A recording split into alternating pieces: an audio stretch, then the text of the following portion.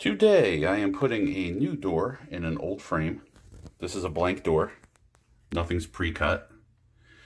I shimmed it up down low until I got where I want it to be at the top. And it's nice and level with the front and the back or the sides. And then I made marks where the hinges go. I marked off where the doorknob is going to go. And I've got somebody outside to push the door towards me so that I don't get locked in the room or have to pry on this with a screwdriver. But I could probably bounce it if I had to. Yeah, that worked. All right, now let's notch out for the hinges and cut out for the doorknob. So we got about a 1/4 inch between the edge of the hinge and the door frame. So what you have to do is either compensate on the door or chisel this out back to the backstop. I'm going to compensate on the door. I got my measurements transferred over and I'm tracing out the hinge. And what I'm probably going to do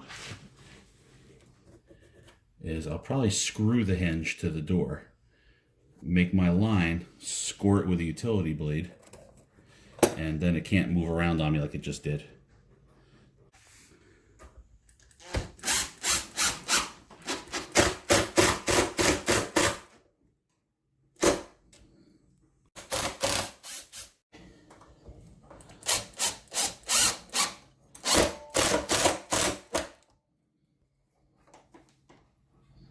Now that I got that screwed on there, I'm going to score around it carefully with my razor knife. And the goal is to try to get about a 1/16 of an inch to an 1/8 of an inch deep, or roughly the thickness of the hinge. Because I'm going to take those screws out, get the hinge out of my way, and use the chisel to complete this part.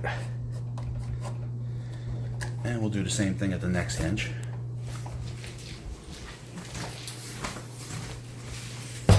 Helps to have long legs.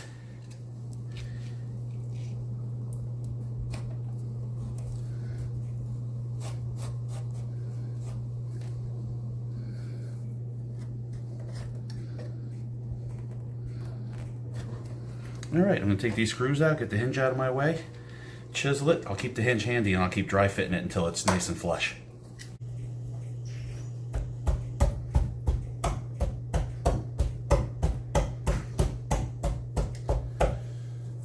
Obviously you might prefer a hammer to the palm of your hand, but this is how I do it. I get a lot more control this way.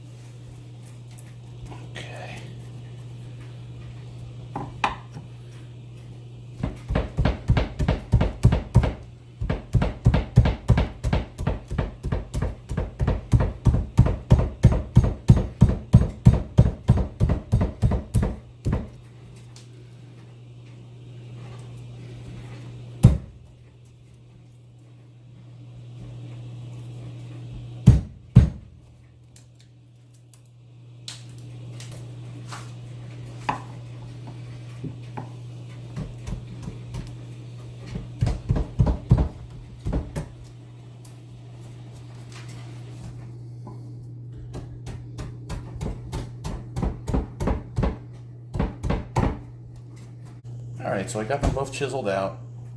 I'm getting a little rusty at this, so I'm going to have to touch that up with a little spackle. But it's pretty dead on, and I'm ready to hang the door. Alright, so between paint and just different manufacturers, this hinge is just a little bit tight. Obviously you could trace it with the pencil and cut this bigger, but I find that sometimes it's just easier to do this.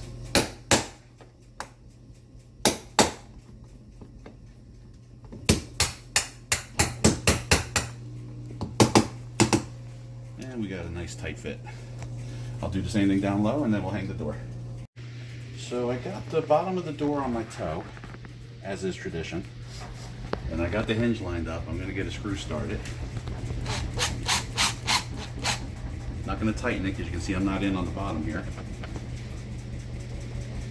I'll get 2 more started.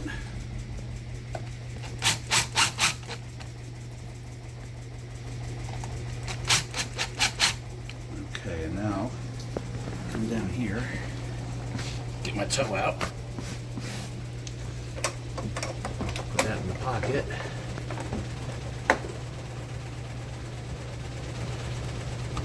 Get a screw on the screw gun. Hopefully you got a good bit that'll hold the screw.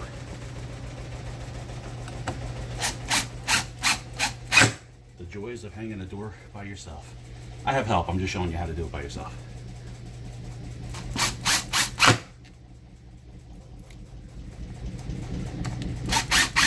You could also pull the pins and hang half the hinge on here, half the hinge on the door, then put the door on and put the pins in. But that's for sissies.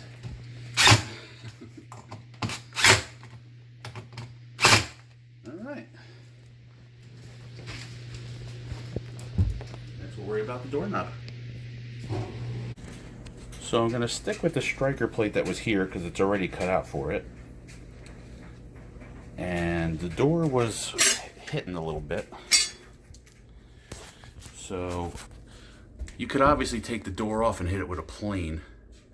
But what I did was I took off the backstop here and I put some sheetrock screws in, or framing screws, to pull it closer to the 2x4. And I stuck a sheetrock screw in through the hinge in the middle hole, top and bottom. And that pulled things open just enough so the door clears. And then what I did was I pulled the door shut until I could see the striker plate, and I gave myself a little mark at the top and bottom of the hole on the striker plate. And then I used the speed square to transfer that mark over to the edge of the door. And here's where I'm going to cheat and use a doorknob locating kit, which you can see right here. And I will center up this hole on those marks. Put a couple of screws in there temporarily, and that holds everything still for you while you drill the hole for the latch and the hole for the doorknob, and it comes out perfect every time. Alright, I got the screws in. I'm centered up on those lines. I'm going to drill the hole for the latch first.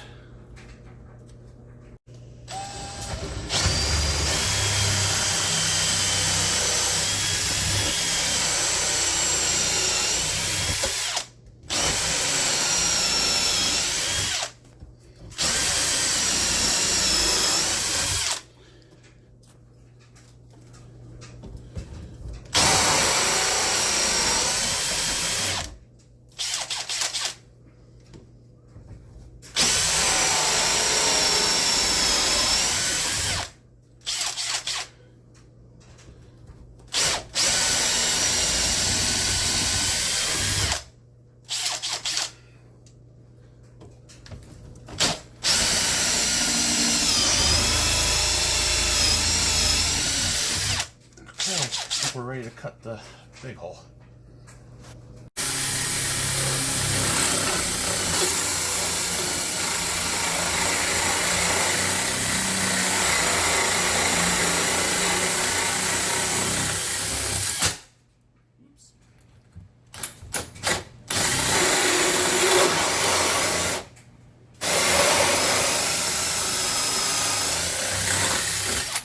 Okay, now I'm not going to go all the way through, because I'll blow out a big chunk of wood on the back.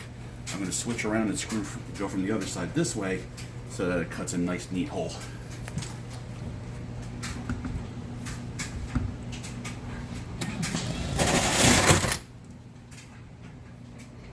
Like that.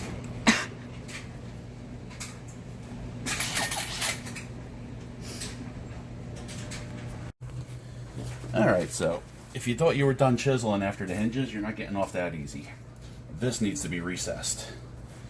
But like the hinges, you can put this in, put the screws in, which the guide's already given you the locations for, trace this out, score it with the utility knife, and chisel it till this sits flush with the door. Obviously this wants to face so that as you close the door, the striker plate hits it and pushes it in. You're going to have issues if you put it in like that. But if you do, no big deal. It's made to go right-handed or left-handed. You just take it apart, 2 screws here, 2 screws here, and it flips around. So I know a lot of people have a conniption fit when they talk about changing a doorknob or rekeying an entry and calling a locksmith. It's 4 screws. You don't need to have a heart attack. Pretty much anybody can do it. Alright, the doorknob is installed and working properly.